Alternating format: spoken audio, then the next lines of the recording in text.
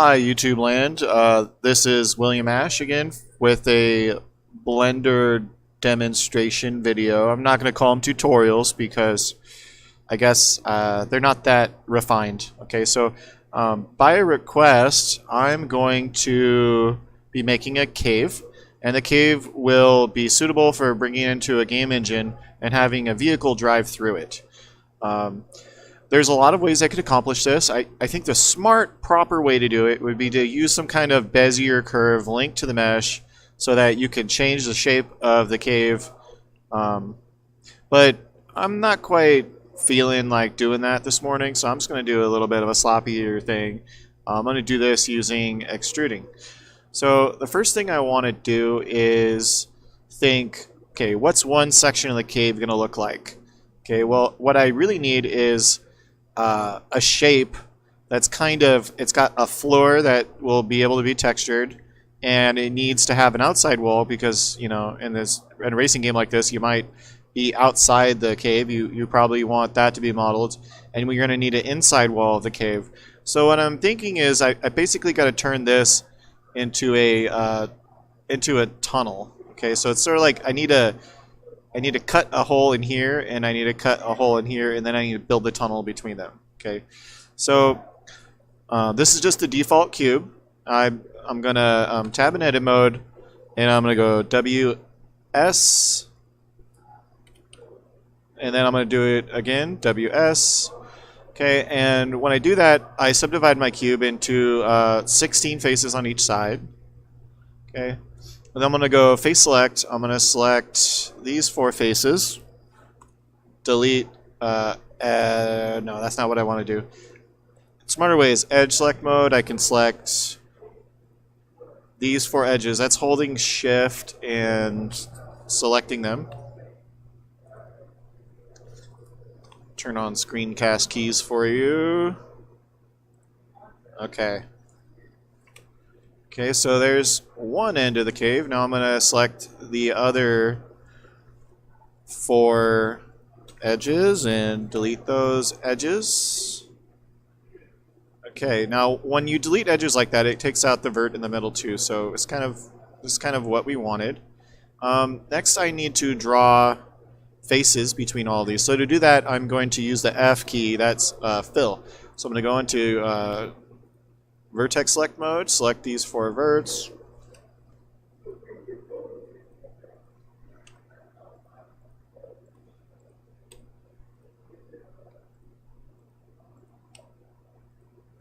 Now I'm already starting to kind of think ahead. How am I going to accomplish... Ew. Not what I wanted.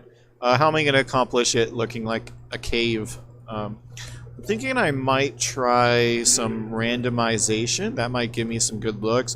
Maybe triangulation, like turning my quads into triangles might make things more jagged.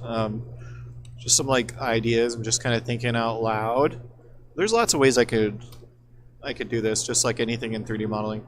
Okay, so this is essentially a tunnel. All the proper geometry, topology is in place. Topology is a fancy word in mathematics. It's like, you know, how many holes something has, how many points something has. You know, just technical jargon. I'm going to select everything and scale it on the x-axis so it's smaller.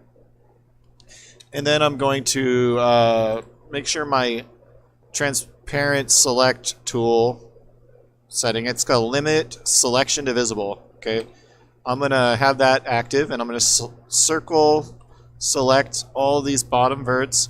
I'm going to bring them up. Okay.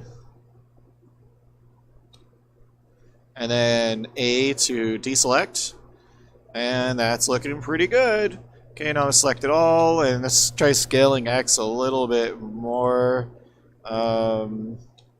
Thinking this doesn't have to be as tall. Maybe these don't have to be as thick either. SY, we scale them that way. Thinking I might want to make this kind of a dome shape. Does that sound more cavey to me? So after I kind of thin the the walls of this cave, I'm gonna work on making it more cylindrical. Okay, so I'm gonna go into orthogonal front view. I guess I did sideways. Oh well, it's 5 to get it into orthogonal view. Oh, I love this view because now you see how badly shaped everything is. Okay, that looks better. I'm just gonna grab these 4 verts and then press G to move them. I'm gonna just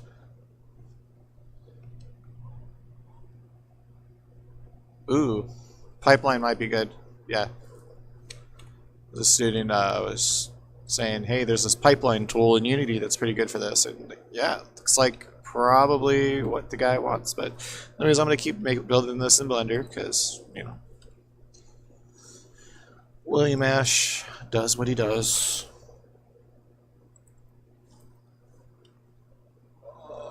Okay. I'm just moving them in, making them more like a tunnel looking thing.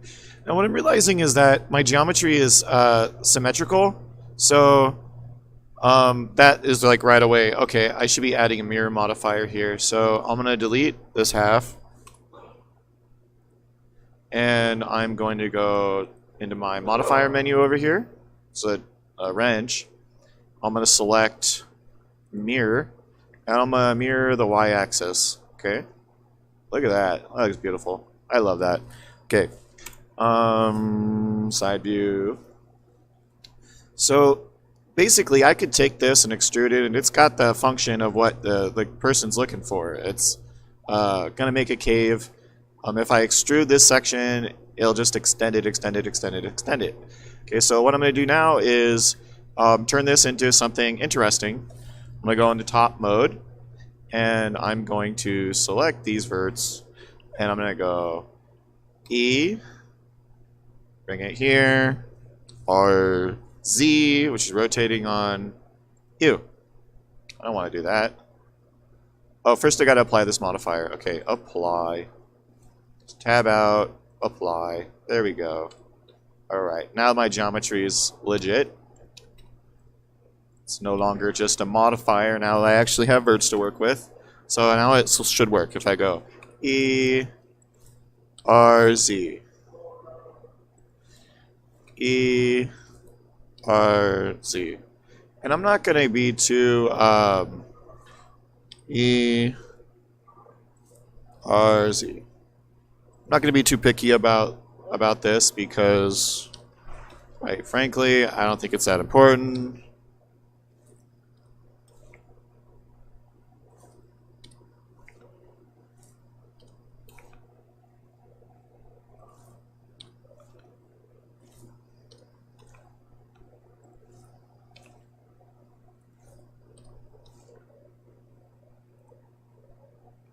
Ooh, and just had an idea. Maybe I can try that tool where you can move around the scene like a first-person shooter controller. Yeah, that might be kind of fun to explore this shape. If you ever want to move something after you placed it, you can use these axis keys. What I found is that if I just work with the axis, you know, specific transformations, I don't have to worry about where the 3D cursor is. And as lame as that is, it's kind of something that I do. It's a bad habit of mine, but it works for me. So if you see me do that, you know, I'm not moving my 3D cursor. That's why, because I just have this. My technique is I work on axes only, and I don't move my 3D cursor. So I'm sure there's something quite wrong with doing it that way, but, you know.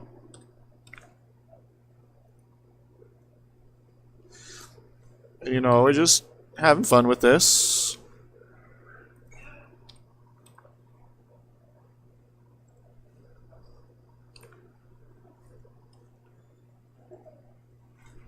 If you ever mess up and you're not sure if you got duplicate vertices, you just select a bunch of them and hit remove doubles. Yep, I had some duplicate vertices there. Okay, so this is kind of the idea of what I wanted, so let's call it good. I'm going to select everything. I'm going to go into top-down mode, and I'm going to translate it so it's more about centered. So right now it's just kind of off. And let's bring it up onto this line here so that when I bring it in, it's gonna into Unity. It's gonna hopefully be flat on my plane if I put it on 0. Okay. Yeah. So this is the shape of a cave, but it doesn't look like a cave. So I'm gonna do something really. I'm gonna experiment a little here and see what we can discover. So I'm going to select all of them, and I know one thing I could do is just go WS, WS, and then I could go here and I just say randomize, and then boom, you know. Honestly, looks a little weird, kind of like a little crusty, actually. So I'm not going to do that. So I just went back. Ew, did I just lose all that work?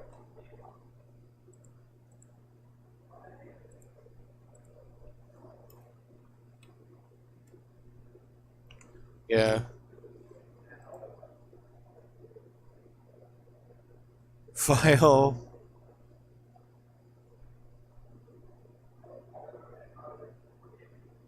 You know, I don't even know what just happened here. I think I just lost all that work. See ya. So yeah, I think I just lost that. But so that was the first try. I'm gonna try that again. Okay, so I'm gonna go in here and let's see if I can do this quicker, and I'll just make a smaller version of it.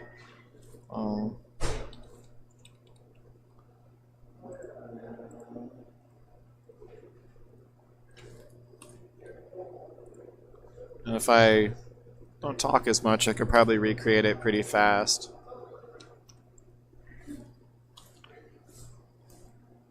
Well, look, and now I can fix it so it's in front mode, so that's a plus. Looks proper. Wrong selection tool.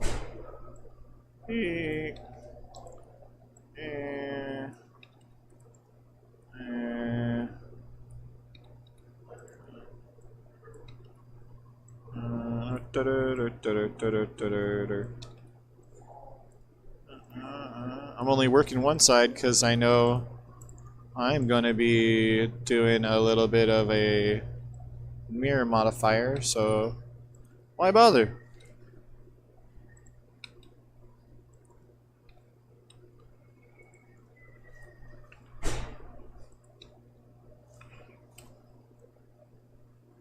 Sometimes when this happens, I end up having more, of an easier time the second time around. So, I'm thinking this is one of those times where, yeah, I have to redo a bunch of work, but it's okay because I do a better job the second time I do it.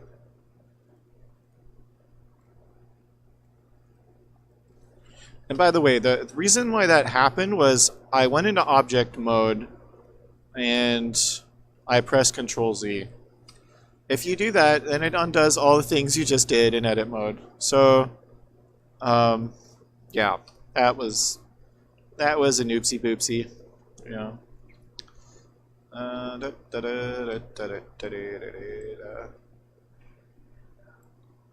Okay, just kind of adding a slope, because that might be kind of cool to drive a car around. Okay, now add my mirror modifier. Beautiful. Okay. So actually, yeah, I kind of like that a little more than before, actually. It's pretty good. Another thing I noticed is there's a different number of faces inside than outside, and that's not good. So I'm going to select this and say WS. And here, and say WS. Let's try that again, because it didn't seem to divide right.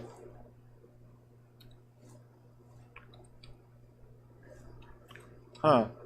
Sometimes that happens, and I don't really know how to fix it other than this way. So I select a face, hit delete, delete only the face, and then I will go and grab this plane down here, say WS, And then I gotta go into vertex select mode.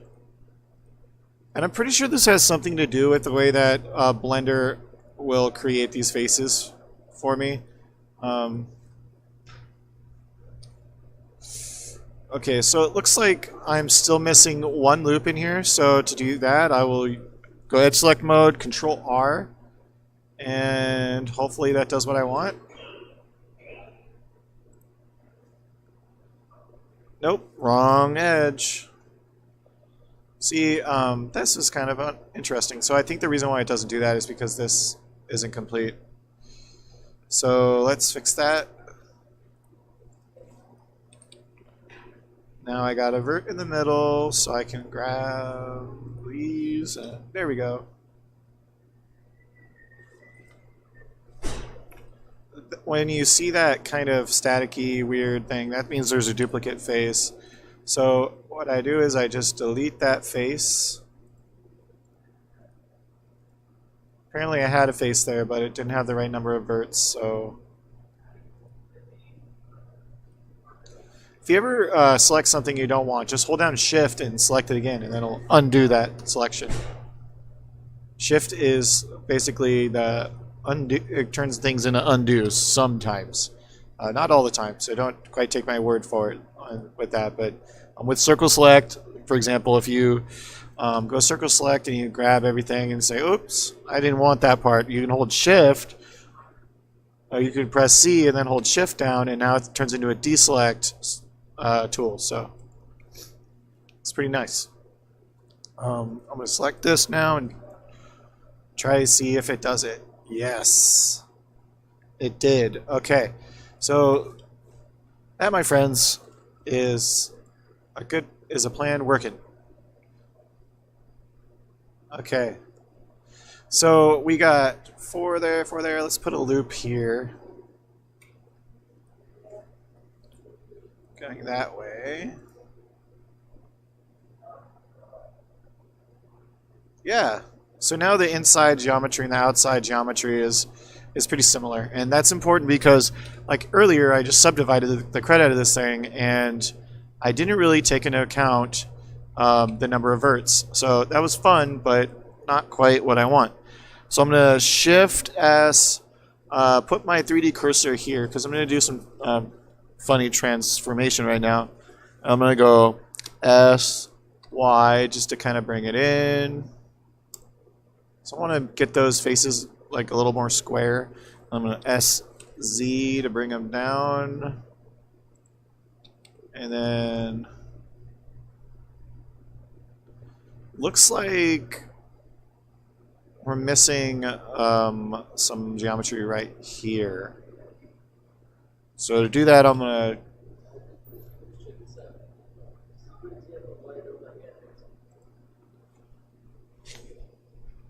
Somebody's showing me something to animate. What's up?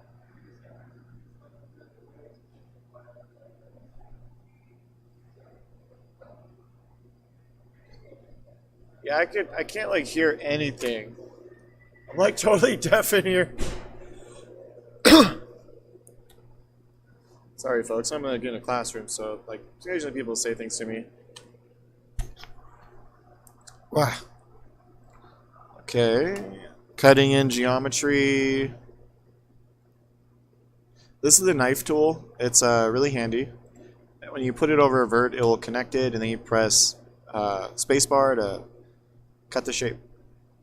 So anyways, this is the beginning of the cave, and I'm gonna pause the video, help somebody out with something, and then I'll be back for part 2, where I'm gonna take this shape and extrude it and stuff like I did before, but hopefully I won't undo my work.